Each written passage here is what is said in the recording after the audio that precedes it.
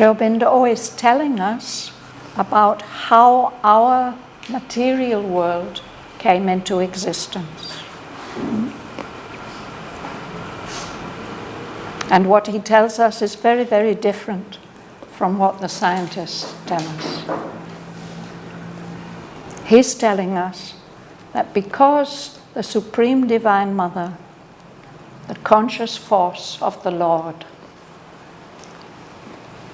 obeyed his will for an evolutionary universe, so she left her heavens of perfect consciousness and bliss and power, pure existence. She plunged down into the abyss, into the night, he says. God's plunge into the night. And she made her soul the substance of this world. And because her consciousness is in it, in this substance of this world, we read, became a nurse of souls, inhabited by concealed divinity. This world is full of souls. Everything has a soul. The water, the matter, the flowers, the people. But their divinity is hidden. It's hidden by this appearance of matter. And so, if we look back to the beginning of the material universe, it looks as if it's just unconscious material matter. No? But Sri Aurobindo says, no, the mother was asleep in all that. And in her sleep, she was dreaming. And all those dreams have to come true. This mire, this dirty mud of this world must become a home to things that don't belong to this world, that come from all the other worlds that she created on her plunge into the night. And one of the signs of those dreams, it is the orchid and the rose. The beauty of the orchid and the rose and these flowers has come from other worlds. It's not purely material. It's a beauty that belongs to happier spheres, other realms. So I'm going to read on from line 172, where we read about she and her. This is the mother expressing herself as the material principle, the earth. A residue, her sole inheritance. All things she carries in her shapeless dust. Her giant energy tied to petty forms in the slow, tentative motion of her power, with only frail, blunt instruments for use. She has accepted as her nature's need and given to man as his stupendous work, a labor to the gods impossible, a life living hardly in a field of death. Its portion claims of immortality. A brute, half-conscious body serves as means a mind that must recover a knowledge lost, held in stone grip by the world's inconscience, and wearing still these countless knots of law, a spirit bound, stand up as nature's king.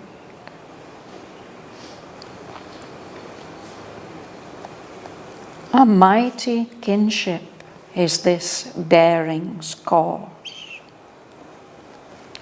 All we attempt in this imperfect world looks forward or looks back beyond time's gloss to its pure idea and firm inviolate type in an absolute creation's flawless skill. To seize the absolute in shapes that pass, to fix the eternal's touch in time-made things. This is the law of all perfection here. A fragment here is caught of heaven's design. Else could we never hope for greater life, and ecstasy and glory could not be.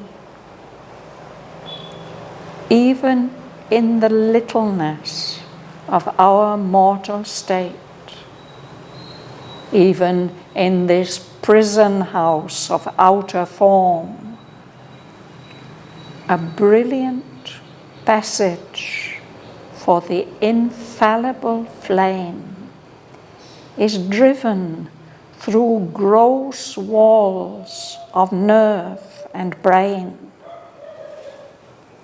A splendor presses or a power breaks through. Earth's great dull barrier is removed a while. The inconscient seal is lifted from our eyes, and we grow vessels of creative might.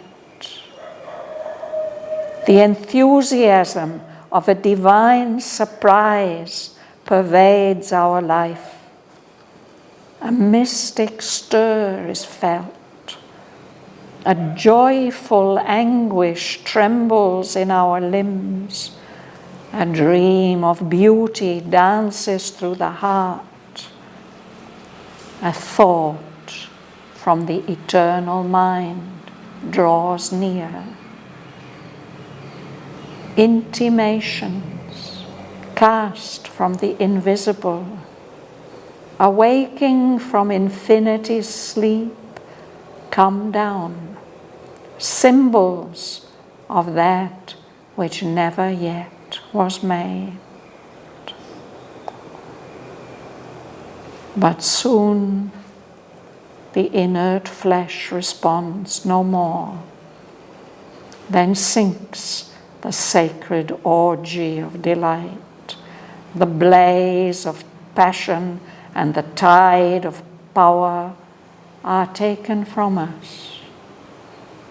And though a glowing form abides, astonishing earth, imagined supreme, too little of what was meant has left a trace.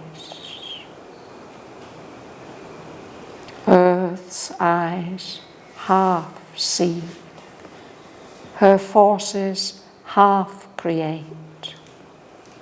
Her rarest works are copies of heaven's art. A radiance of a golden artifice, a masterpiece of inspired device and rule. Her forms hide what they house, and only mime the unseized miracle of self-born shapes that live forever in the eternal's gaze.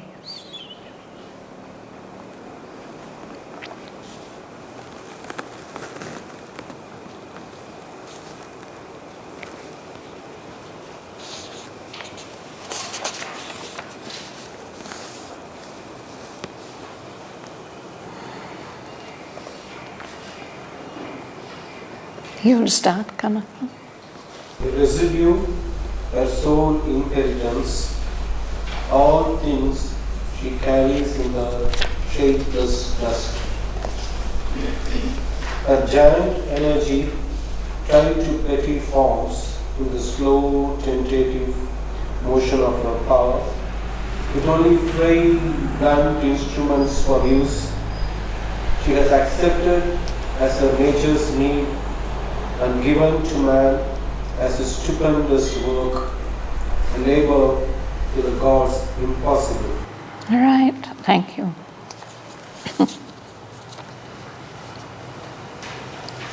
A residue. What's a residue? Something that's left over. You have a bottle of nice juice, you drink it all up, there's just a little sticky bit of syrup left in the bottom of the bottle. A residue. Sometimes it may be grains.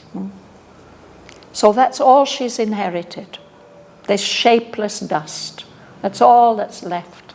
In her plunge, she's created all these many worlds, and this is all that's left. Her shapeless dust. But in this shapeless dust, she's carrying everything.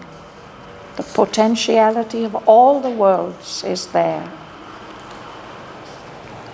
But here, in our world, her giant energy, her huge, immeasurable energy, is tied up in all these petty forms. She's got so much power, but it has to move slowly in this material world. Slow, tentative, trying things out. This tentative motion of her power. And she has only frail, blunt instruments, not nice, fine instruments for doing fine work. Frail, easily broken, blunt instruments for use. That's us. We are the frail, blunt instruments. She has accepted as the need of her nature of creative force. She's accepted a labor that's impossible to the gods. They can't do this work that she has to do. But she's given this work to human beings, given to man as his stupendous work. There's several places in the poem where Sri Aurobindo points out to us so clearly what is the mission, the responsibility of humanity. And we are completely unconscious of it. We don't do it because we don't know unless we read carefully and then identify with what Sri Aurobindo is telling us.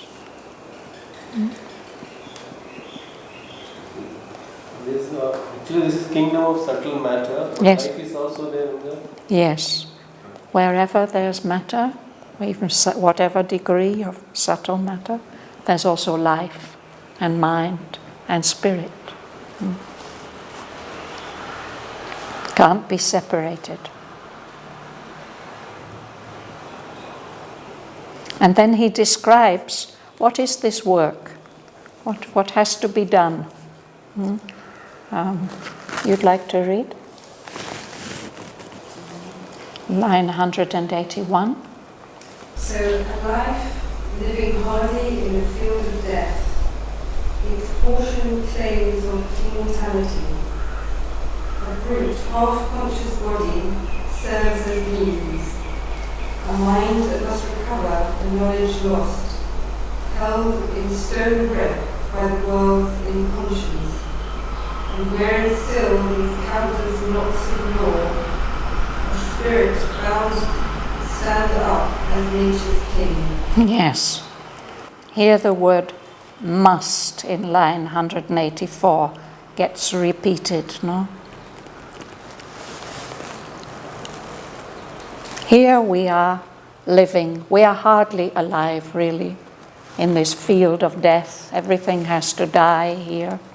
It's as if death devours everything. But there's something in humanity, planted in humanity by the presence of the Mother, is this sense of immortality, this longing for immortality, the sense that that's what we should be. We should not be subject to death. But for the time being, we are subject to death and ignorance, and that's because we have this half-conscious body. It's just an animal body, really, but this animal body has to serve the mind. We've been given a mind, and this mind of ours is supposed to recover, to find back a knowledge that's been lost. It will recover that knowledge when the spirit wakes up. But at the moment, the spirit in us is held in stone grip. It's held in the grip of matter, this inconscience of the material world. The spirit of ours still has to obey all these countless knots of law, the laws that govern this material world. But this spirit is meant to stand up and become the ruler of nature. Now it has to serve nature, obey nature's laws, make do with the bodies that nature gives. But this spirit, when the mother's labor is complete, it has to stand up as the king of nature. That's the task that we human beings have to do. The question, what are the knots of law? The knots of law. Well, there's certain rules about matter which we are unable to break. We are tied up in them. Yeah? These are the laws of nature.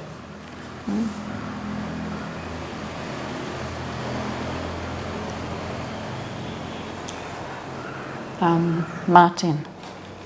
Mighty kingship is his daring's cause. All the attempt in this imperfect world looks forward or looks back beyond time's growth. This pure idea found inviolate time in an absolute creation's flawless skill. A mighty kinship. We are connected. We have relatives that we don't know about. But it's because of those connections that we can dare this task that the Mother gives us. Everything that we attempt in this imperfect world, it either looks forward or it looks back, beyond time's gloss, beyond the interpretation which is given to it by time and space. It looks forward or it looks back, it comes to the same thing, to its pure idea, beyond time, in the unmanifest, in the transcendent, There's a pure idea of everything that's going to be, that's going to unfold in the manifestation, that exists permanently there. And because it exists there, things here try to become more and more and more what they are meant to be. Because of that pure idea and firm, unchanging, inviolate type. It's a typal form of every single thing, of everything. That pure idea and that firm, inviolate type lives in an absolute creation far beyond our world. There, everything is made with flawless skill, without any imperfection at all. I think these two lines relate to the realm of subtle matter. No, I think these two lines relate to something far beyond the realm of subtle matter. But the realm of subtle matter is also trying to realize these I perfect forms. was wondering if these two lines try to connect the material world back to the origin, to the origin. Okay. Was the glass in that way? Gloss. So, Not shining like no, that it doesn't mean that. It's connected with a glossary.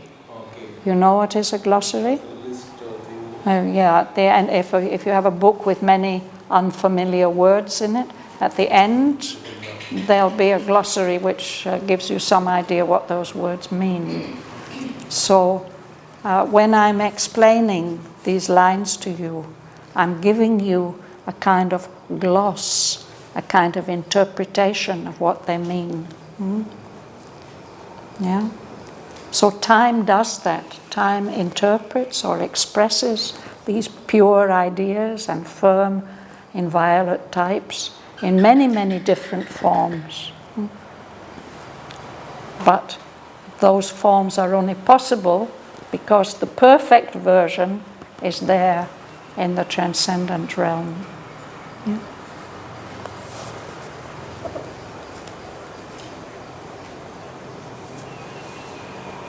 So, but we also, in us, there's this creative drive to recreate these perfect forms. So that's what he tells us. That's the next thing that comes. Kamala. To seize the absolute in shapes that pass. To fix the eternal touch in time made things. This is the law of all perfection here. If we're trying to reach perfection here, this is the way to do it. To get some touch of the eternal in the things that are made in time, whatever forms they are. To be able, if the artist's consciousness can get some little hold on what is absolute, what is perfect, in these transient shapes that he makes, or the shapes that pass, that don't last. That's the law of all perfection here. And the artist does succeed in doing that to a certain extent. Mihong.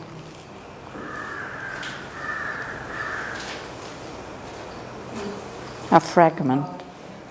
A fragment here is caught over heaven's design. Else could we never hope for greater life and ecstasy and glory would not be. So we do catch just a fragment, a little bit of heaven's design. And because we can do that, we can hope for greater life, and we can experience ecstasy and glory that wouldn't be possible if this were a purely material world. Sebastian. Even in the littleness of our mortal state, even in this prison house of mortal form, the brilliant passage, the infallible flame, is driven through gross walls of nerve and brain. A splendor presses on a power breaks through. Earth's great dark barrier is removed awhile. The inconscience seal is lifted from our eyes, and we grow vessels of a creative mind. This is what happens when true inspiration comes. Even in this littleness of our mortal state, it happens to human beings who are in the grip of ignorance and death. Even in this prison house of outer form, something happens, a brilliant passage for the infallible flame. That passage gets driven through the gross physical walls of our nerve and our brain. A splendor presses, or a power breaks through. So when somebody receives true inspiration like that, then this great dull barrier of matter is lifted from our eyes. We can see things differently. And the person to whom that happens becomes a vessel, a container of creative might, creative power. He becomes a great artist in one way or another. And Sri Aurobindo describes what that feels like. Rita. The enthusiasm of a divine surprise pervades our life. A mystic stir is felt. A joyful anguish trembles in our limbs. A dream of beauty dances through the heart. A thought from the eternal mind draws near. Intimations cast from the invisible, awaking from infinity's sleep come down, symbols of that which never yet was made.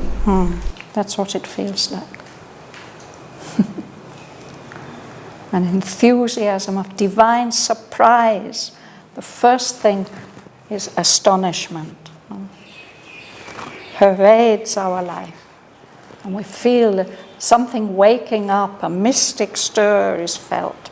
It's painful because that's so intense, but it's a joyful anguish, and the body trembles. But a dream of beauty dances through the heart. It may be beauty of form, or beauty of words, or music, or colors. A thought from the eternal mind comes near to us. Intimations, hints that are cast on us from invisible powers. Those intimations, those hints are waking from infinity's sleep. They wake up from infinity and they come down to us. And they bring us symbols of that which never yet was made. That's how true art happens.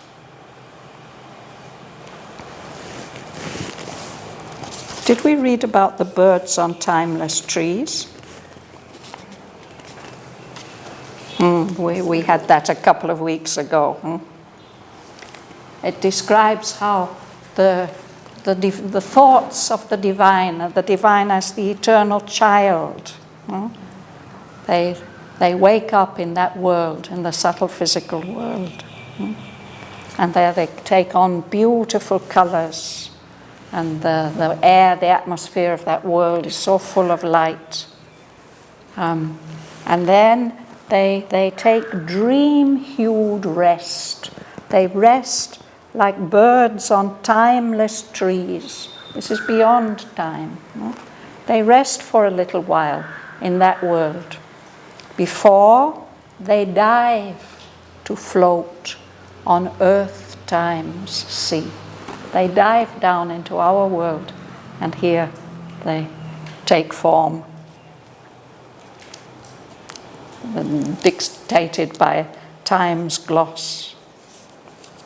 So that's the relationship between the two worlds. Joel, would you read, please? But soon the inert flesh responds no more. Then sinks the sacred orgy of delight.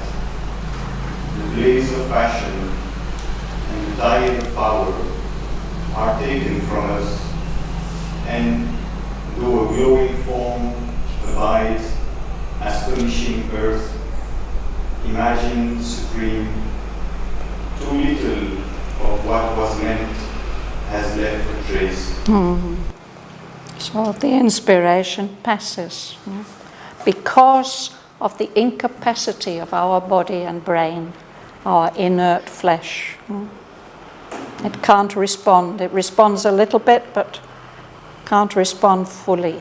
So that sacred orgy of delight we were experiencing fades away. The blaze of passion and the tide of power are taken from us.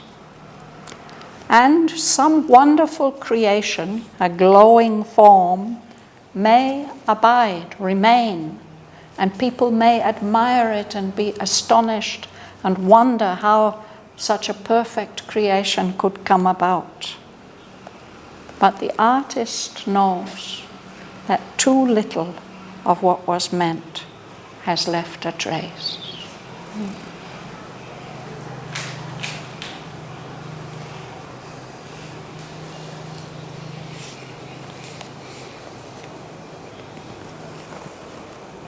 Lela.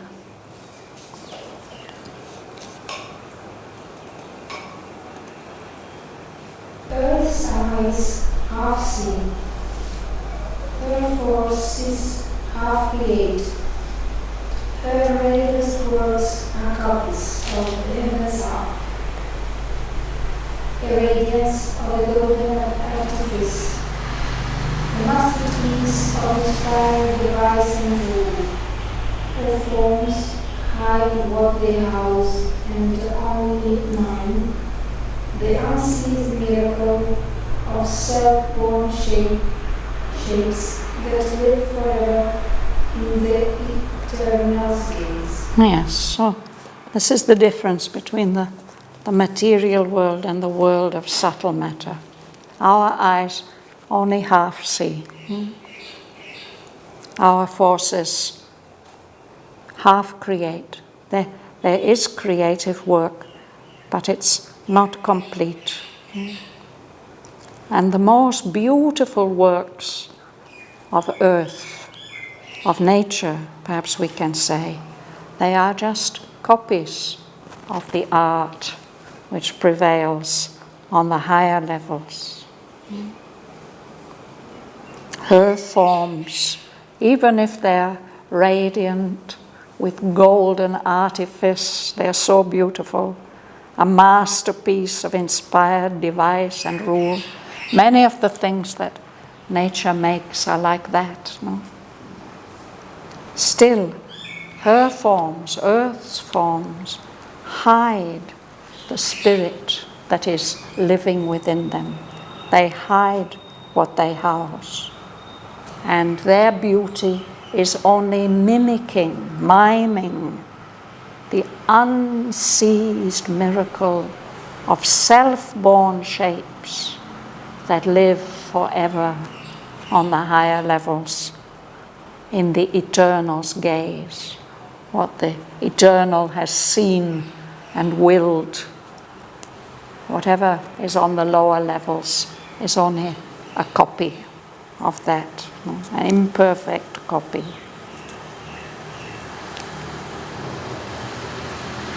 Especially here in our world. Charlene.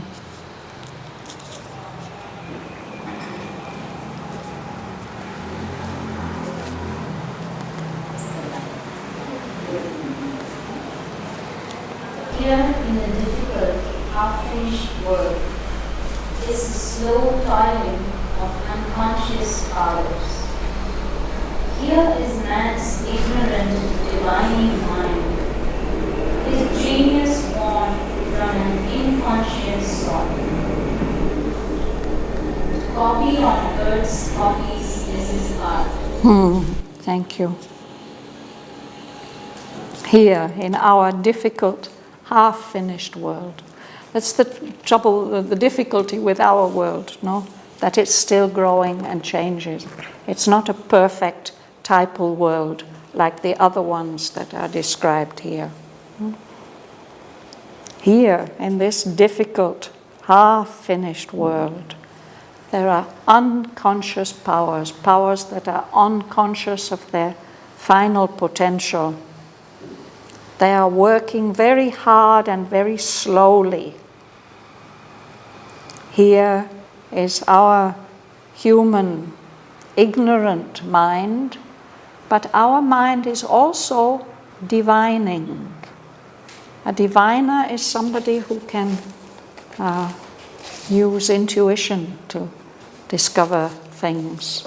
He can find water. He can't really tell you how he knows that there's water there, but he knows. No? Or sometimes people divine gold, all kinds of things. So our mind is ignorant, but it does have this capacity of some intuition. Human genius is born from this inconscient soil, this basis of matter. So even the genius here has to copy on earth's copies of heaven's art. No? Earth's rarest works are copies of heaven's art. So that's what we copy when we want to make beautiful things.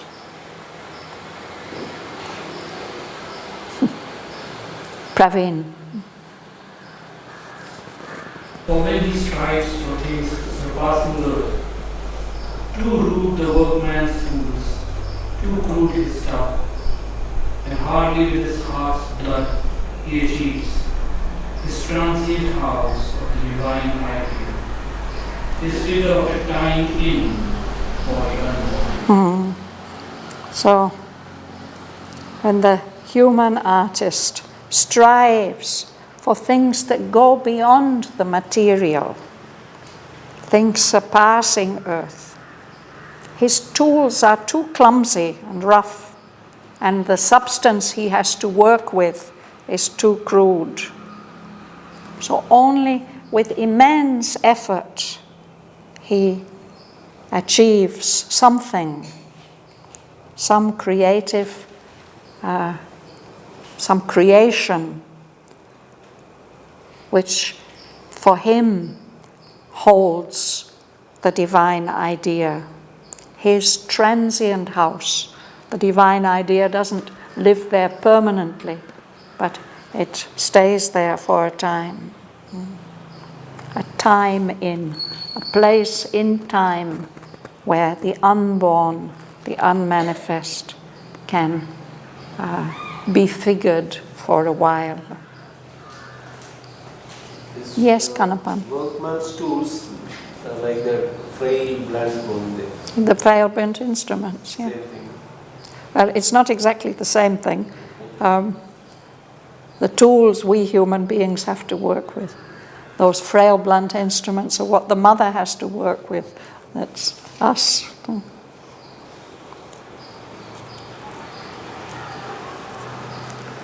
We go a little bit further. Amrita. Our being trails with hard our memories and would bring down the latest clearance here, but to divine for every natural scheme beyond our reach, the eternal marvelous things. Absolute, they dwell, unborn, immutable, immaculate in the Spirit's baseless air, immortal in a world of motionless time, and an unchanging news of deep self-space. So those inspirations, we receive the highest ones, thrills our being. Those are memories from our origin, our high, far origin. So when we get touched by those memories, we would like to make them real here. We want to bring down their dateless meanings here. But they are too divine for earthly nature's scheme. Those eternal marvels that we faintly remember, or that glimpses of them come to us, they are far beyond our reach. They are absolute and perfect. There they dwell beyond the manifestation, unborn, immutable, unchanging, immaculate, absolutely perfect in the deathless air of the Spirit. Immortal, not subject to death, because they live in a world of motionless time, where time doesn't move. And in a state, a muse, a concentrated, unchanging muse of deep self-space.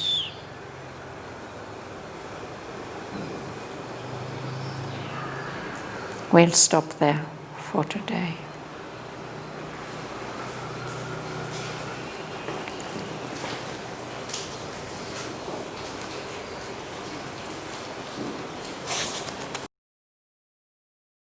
A residue, her sole inheritance, all things she carries in her shapeless dust. Her giant energy tied to petty forms, in the slow, tentative motion of her power, with only frail, blunt instruments for use, she has accepted as her nature's need, and given to man as his stupendous work, a labor to the gods impossible. A life living hardly in a field of death, its portion claims of immortality.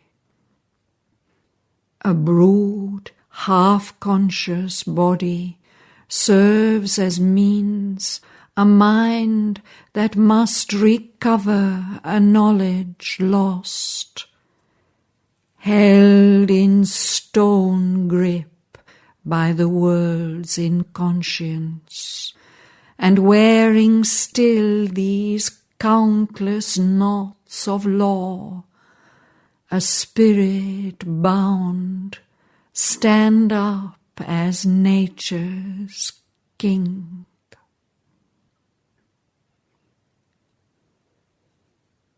A mighty kinship is this daring's cause.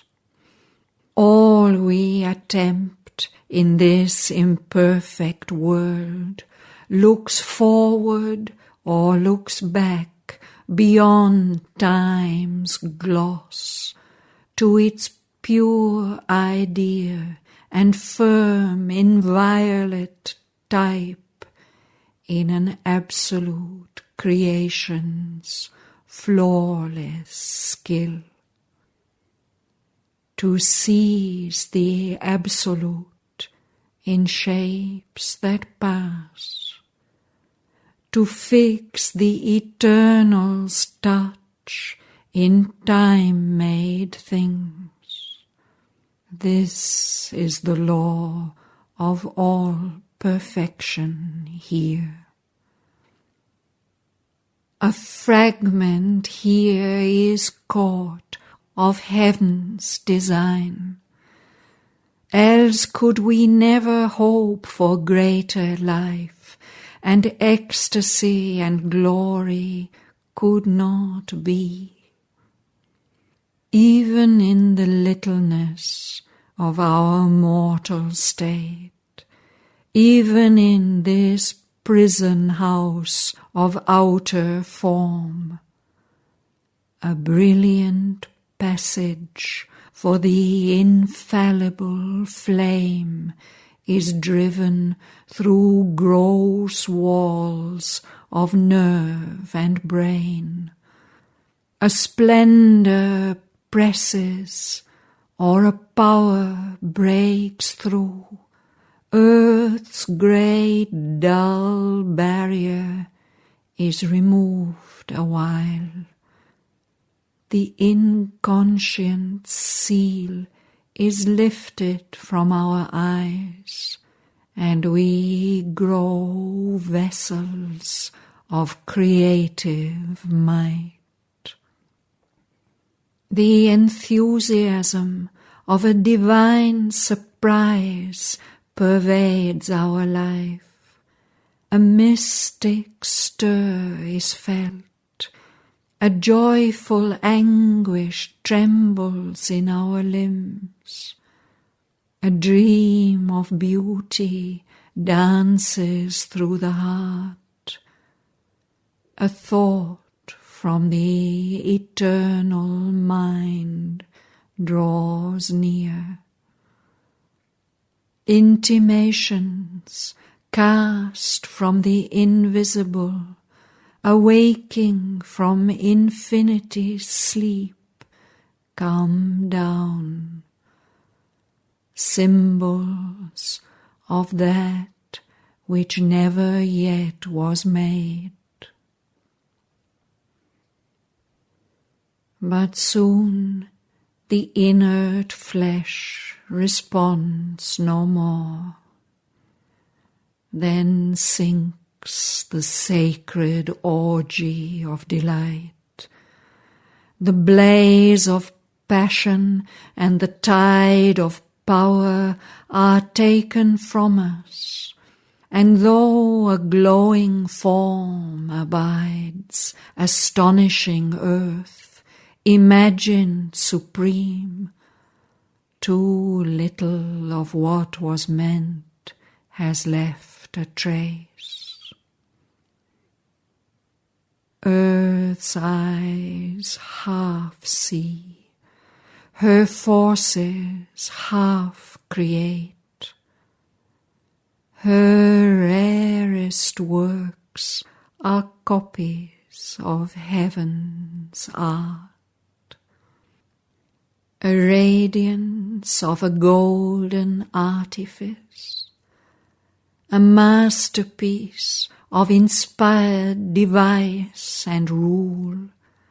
Her forms hide what they house, and only mime the unseized miracle of self-born shapes that live forever in the eternal's gaze.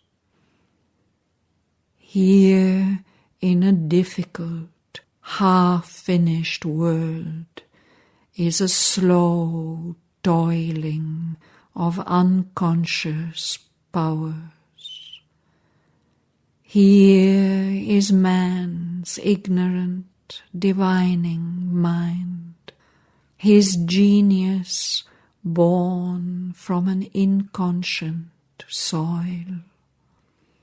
To copy on earth's copies is his art.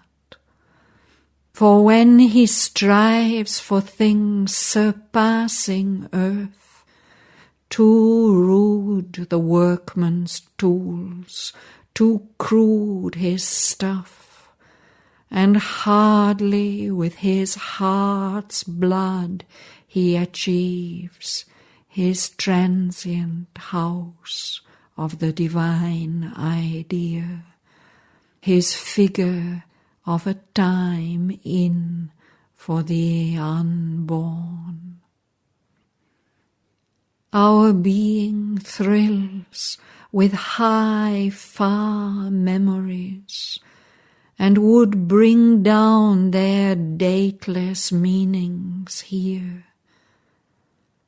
But too divine for earthly nature's scheme, beyond our reach the eternal marvels blaze.